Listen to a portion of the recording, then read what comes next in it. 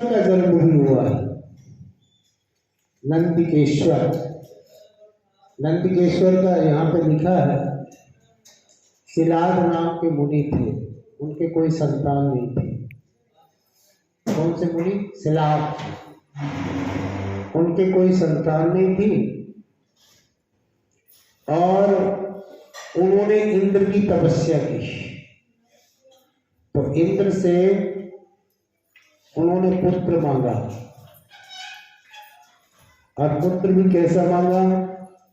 जिसकी मृत्यु ना हो, जिसका बुढ़ापा ना हो, जिसको रोग ना लगे, ऐसा पुत्र हमें चाहिए। तो महाराज इच्छा की और फिर वो हल चलाने के लिए चले गए। खेत में हल चलाने के लिए गए, और जैसे हल चलाए तो वहीं से उनका प्रादुर्भाव हो गया, नंदिकेश्वर जी का। सुब्रत नाम से वो उत्पन्न हुए, और जब उत्पन्न हुए महाराज, फिर उन्होंने वहां पे मित्र और वरुण जी से कुंडली दिखाई। मित्र और वरुण जी से जब कुंडली दिखाई तो बोले इनकी गणना 1 साल के ऊपर है। अब बहुत वर्षों के बाद पुत्र मिला, इंद्र का तप किया, इंद्र ने आशीर्वाद दिया, पुत्र मिला, और पुत्र जब मिला और भी 1 साल के बाद मृत्यु। अल्पायु नहीं, अल्पायु वाला पुत्र मिला। तो पुत्र तो अभी छोटा है, बताया नहीं, रोने लगे, और रोने लगे तो पुत्र के कानों में आवाज पहुंची। पहले तो देखो, उन्होंने पुत्र हुआ ना 5, और कुशाग्र बुद्धि था, 5 वर्ष में ही सब कुछ पढ़ा लिखा दिया, वेद वेदांग सब जितनी भी भाषाएं थी वो परान्वित हो गए। और फिर महाराज जब उनकी कुंडली में ये लिखा हुआ था, अब पुत्र जब 5 साल का हुआ तो बोले पिताजी आप चिंता न करें, मुझे पता है मैं भोलेनाथ का तप करूंगा जाके, और भोलेनाथ मुझ पर प्रसन्न जरूर होंगे। भगवान शिव की आराधना की, भगवान शिव की तपस्या की। देखो तप में बहुत बड़ी शक्ति है।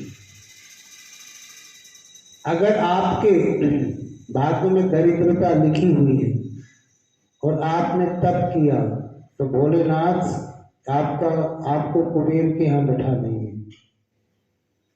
तपोबल रचय प्रपंच विधाता, तपोबल रचय प्रपंच विधाता, तपोबल विष्णु सकल जगत्राता, तपोबल विष्णु सकल।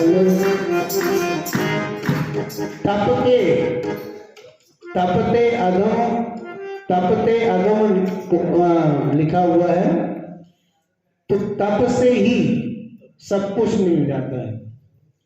तपबल शेष धरे मही भारा, तपते अगम न कछु संसारा। ये जो पृथ्वी है ना, शेष जी तप के प्रभाव से रखे हुए। तपबल रचे प्रपंच विधाता। आपने भागवत में सुना है कि पहले जो ब्रह्मा जी उत्पन्न हुए ना, और कमल के ऊपर देखा, जब निकले तो ता और पा समझ गए कि तप करने के लिए कहा जा रहा है। तो तपबल रचय प्रपंच विधाता, तपबल विष्णु सकल जगत्राता, तपबल विष्णु सकल जगत्राता। तपबल विष्णु जी जो है ना, सारे संसार का, तपबल शंभु करे श्रृंगारा, तपबल शेष धरे मही भारा।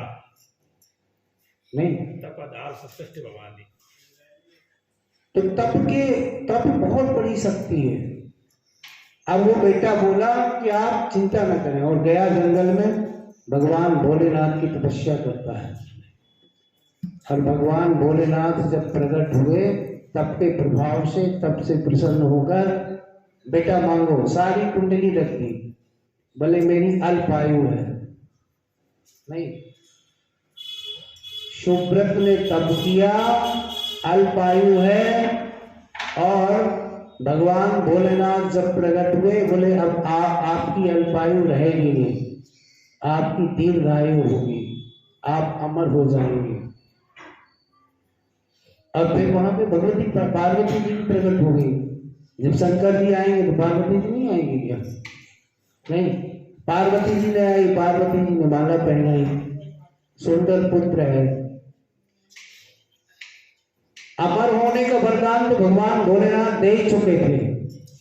पार्वती जी ने माला पहनाई, और पार्वती जी ने माला पहनाते हुए बड़े प्यार से, बड़े भाव से उन्होंने कहा, गोद में बैठाया, माला पहनाई, और उन्होंने कहा कि अभी इतने से मैं संतुष्ट नहीं हूँ, बोले शंकर भगवान की, अभी इसको कुछ और देना चाहती हूँ, ये बड़ा प्यारा बेटा है।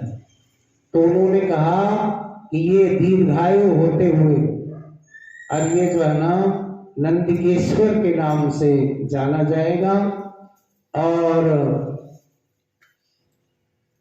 दीर्घायु होगा, और गणाध्यक्ष के नाम से जाना जाएगा। तो गणाध्यक्ष का भगवती पार्वती जी ने भी उसको आशीर्वाद दिया। किसको? नंदिकेश्वर जी को। तप में बहुत बड़ी शक्ति है। तो नंदिकेश्वर जी ने तप किया, आशुचिस्मती से उनकी शादी हुई। महाराज भगवान की ये दयालुता, भगवती पार्वती जी की दयालुता देखकर फिर देवताओं ने पुष्प वर्षा के बाजे बजा के जय जयकार करते शंकर भगवान की। तो इस प्रकार से भोलेनाथ की जो है ना, भोलेनाथ की शरण में जो चला जाए तो दीर्घायु हो जाता है। कितने वर्ष जीना चाहते हो? भोले शंकर की शरण में रहो महाराज, बस कृपा करेंगे। भोले शंकर की ये 2 संतानें थी या और भी थी? है जी, भोले शंकर की ये 2 संतानें। भोले शंकर के तो कार्तिक हैं और गणेश जी हैं। से सुना मैंने नाग कन्या भी है 5-6। वो तो ऐसे तो शक्तियां बहुत हैं। भगवान शिव है का कि पूरा नहीं? ब्रह्मांड ही है। नाग कन्या मतलब पुत्रियां, लेकिन आपने वो सीरियल तो भगवान है, मंगल पुत्र है, जलंधर पुत्र है, ऐसे बहुत हाँ सारे पुत्र ही गण है। कल गण 22 गण दिखाए, सुना नहीं थी आपको? संतोषी माता तो बताते थे, संतोषी माता की कथा में गणेश जी की मूर्ति है वो। तो जब शास्त्रों में हम डूब जाएंगे तो एक दूसरे से जुड़े हुए होते हैं, है कि नहीं?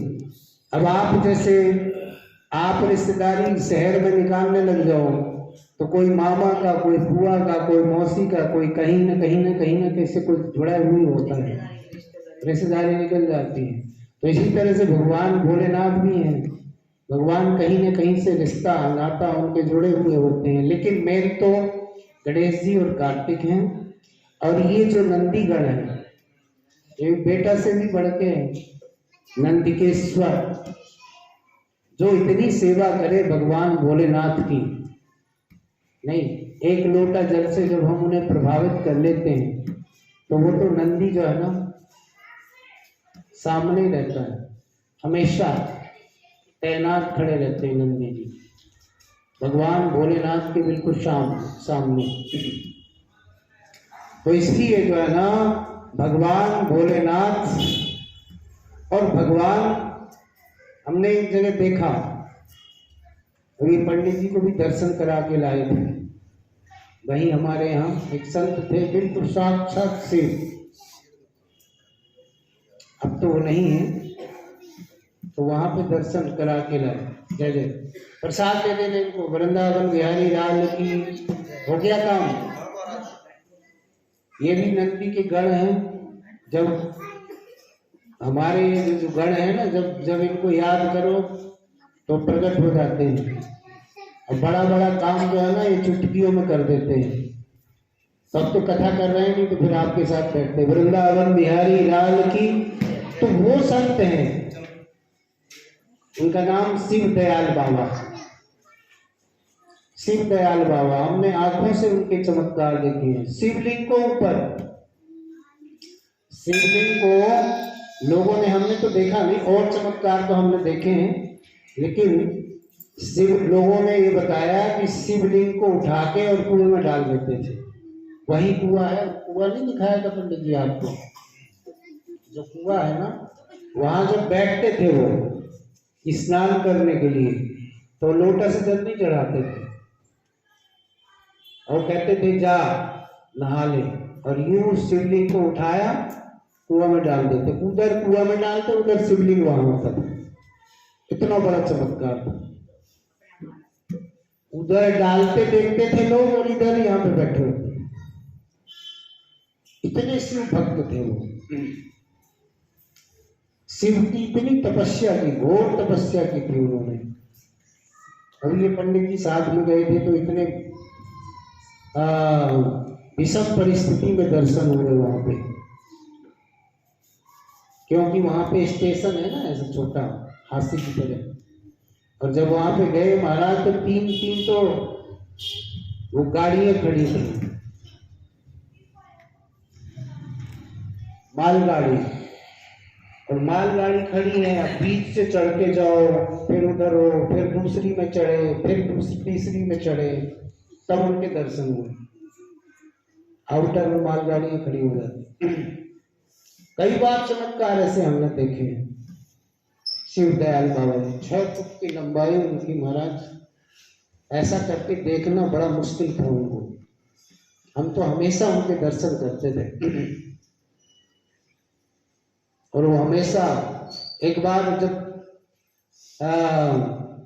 विकसित क्यों हुए, नाम उनका क्यों हुआ, क्योंकि एक बार वो स्टेशन में ऐसे कभी इधर जा रहे हैं, कभी उधर जा रहे हैं, कभी इधर जा रहे हैं, कभी उधर जा रहे हैं, तो झंडी बताने वाला होता है ऐसे, गाड़ी को जो क्रॉस करवाता है, निकालता है, ये झंडी नहीं करते, हरी गार्ड, तो वो वहां पे था, और वो बाबा जी इधर जा रहे थे, उधर आ रहे थे, कभी उधर से कभी उधर से, एक्सप्रेस गाड़ी आ रही थी, तो उसने देखा नहीं, जाना नहीं, समझा नहीं, और उसने जो है ना धक्का मार दिया उनको, या थप्पड़ मार दिया, जो भी है, और फिर गाड़ी गई नहीं वहां से, वहीं बैठे रहते थे, तब करते रहते थे।